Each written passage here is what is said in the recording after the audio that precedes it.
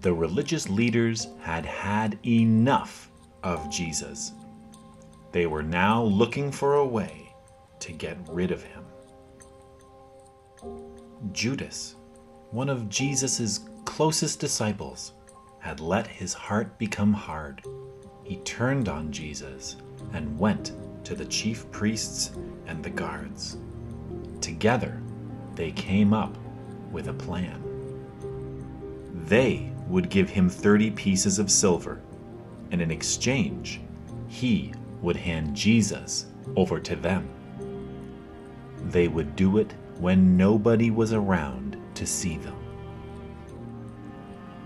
Meanwhile, the day of Passover came, and Jesus and his disciples were celebrating together. As they sat together, Jesus took bread, gave thanks, and broke it. He handed it to them and said, "This bread is my body, given for you. Every time you eat it, remember what I have done." And after supper, he poured some wine into a cup, and he said, "This is like how my blood will be shed. It's a reminder of the new promise I'm making with you."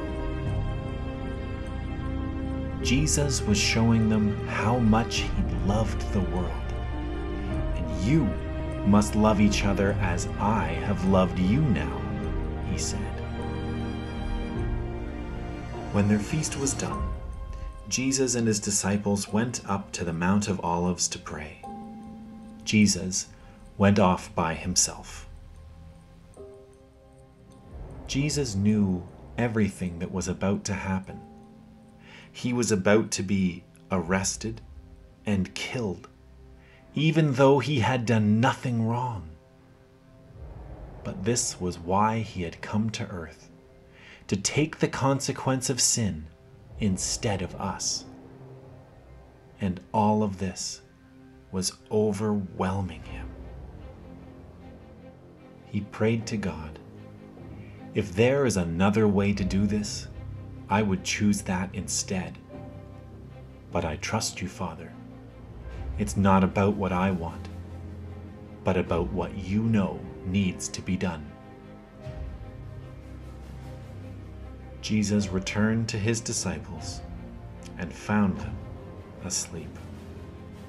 Suddenly, Judas arrived, leading the guards. The disciples ran off into the night in fear, and the guards carried away Jesus in chains.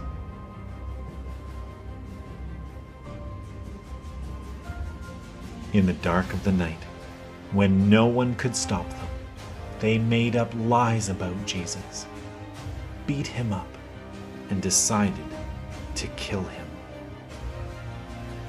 Jesus, God's Son, the perfect Messiah, was hung on a cross and died.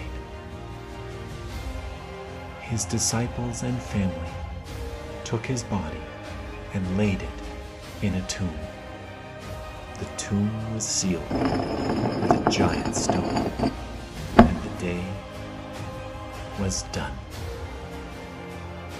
And this is where the story would end. But the big God story is no ordinary story, and Jesus is no ordinary man. This story is far